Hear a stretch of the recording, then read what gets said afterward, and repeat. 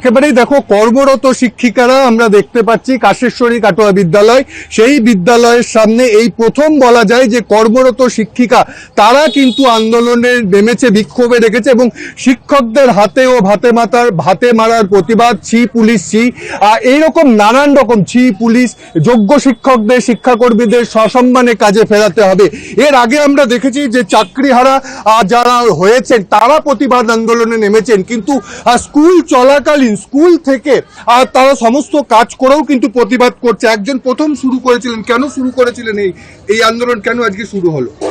একজন শিক্ষক হিসেবে ক্ষতিগ্রস্ত এবং যারা অত্যাচারিত হয়েছে তাদের পাশে দাঁড়ানো আমাদের কর্তব্য মনে করেছি, সেই জন্যই আজকে পথে নেমেছি। আপনি কখন এলেন এখানে? স্কুল ছুটি নিয়েছিলেন?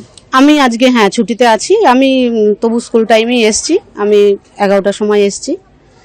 আমার সহকর্মীরা যারা ছিলেন পরে আমাকে দেখে তারা তাদের অফ টাইম ক্লাস যখন ছিল না সেরকম রোটেশনে তারা আমার পাশে এসে দাঁড়িয়েছেন। আমি পুরো সময়টাই রয়েছি 11টা থেকে। দেখো, একজন শিক্ষিকা প্রথম কিন্তু এই প্রতিবাদ করে, তিনি স্কুল ছুটি নিয়ে স্কুল গেটের সামনে তিনি বসে বিক্ষোভ দেখান এবং তারপরেই দেখতে পাচ্ছ যে সমস্ত শিক্ষিকারা এখানে কিন্তু আস্তে আস্তে নিজেরা অবস্থানে এসেছে এবং তারা নিজেরাই হাতে করে পোস্টার লিখেছে। ভালোবাসি, কাছে ডাকি, নামও সব জেনে রাখি, দেখাশোনা হয় নীতি নীতি, শাসন তর্জন করি, শিখাই প্রহর ধরি, থাকে না কোহায় কোনো স্মৃতি। অবসরের পর যে স্মৃতি হাতড়ে বেড়ানোর কথা শিক্ষকদের, চাকরি চলাকালীনই বয়ে বেড়াতে হচ্ছে সেই স্মৃতিভার। যোগ্য হয়েও হারাতে হয়েছে চাকরি। সুন্দরবন জনকল্যাণ সংঘ বিদ্যানিকেতন, পড়ুয়া সংখ্যা 1400, শিক্ষক ছিলেন 23 জন, চাকরি হারিয়েছেন 11 জন। সোমবার নেতাজি ইন্ডোরে বৈঠকে মুখ্যমন্ত্রী চাকরিহারাদের উদ্দেশ্যে ভলান্টারি সার্ভিসের প্রস্তাব দেন।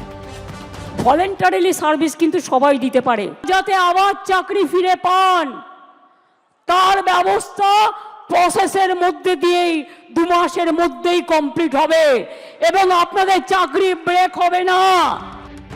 কিন্তু ভলান্টারি সার্ভিস নিয়ে তীব্র ক্ষোভ প্রকাশ করেছেন যোগ্য চাকরিহারারা।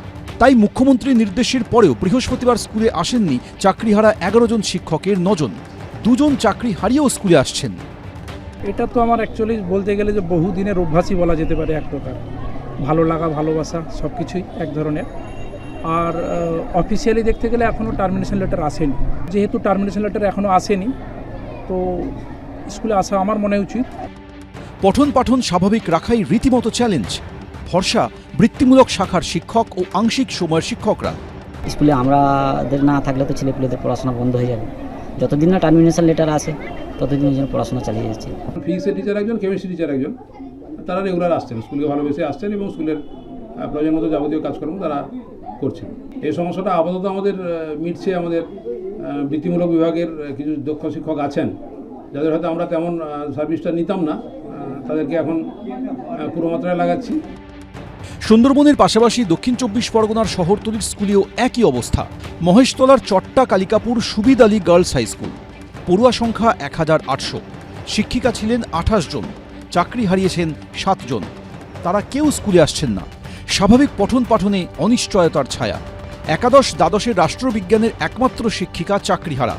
নবম দশমের 2 জন গণিতের শিক্ষিকা ও জীবন বিজ্ঞানের 1 শিক্ষিকা চাকরি হারিয়েছেন। ফলে বিষয়গুলি পড়ানোর কেউ নেই। 7 জন স্টাফ চলে গেছে, তারা আসছেও না। এবার পরীক্ষা চলছে, ফার্স্ট সামেটিভ পরীক্ষা চলছে, সেখানে আমাদের একটা বিশাল ঘাটতি দেখা দিচ্ছে এবং ম্যানেজ করাটা একটা খুব টাফ ব্যাপার হয়ে যাচ্ছে। বুধবার দুপুরে ডিআই অফিস অভিযান ঘিরে ধুমধুমার বাঁধে কসবায়। চাকরিহারাদের নির্মমভাবে লাঠিপেটা করে পুলিশ, শিক্ষকদের মারা হয় লাথি। প্রতিবাদে এবার অনশনের রাস্তা বেছে নিলেন চাকরিহারারা। সল্টলেকে এসএসসি ভবনের কাছে সকাল থেকে রিলে অনশনে বসেছেন চাকরিহারা শিক্ষকরা। তাদের দাবি ফিরিয়ে দিতে হবে হকের চাকরি। গৌতম মণ্ডল, এবিপি আনন্দ, দক্ষিণ 24 পরগনা।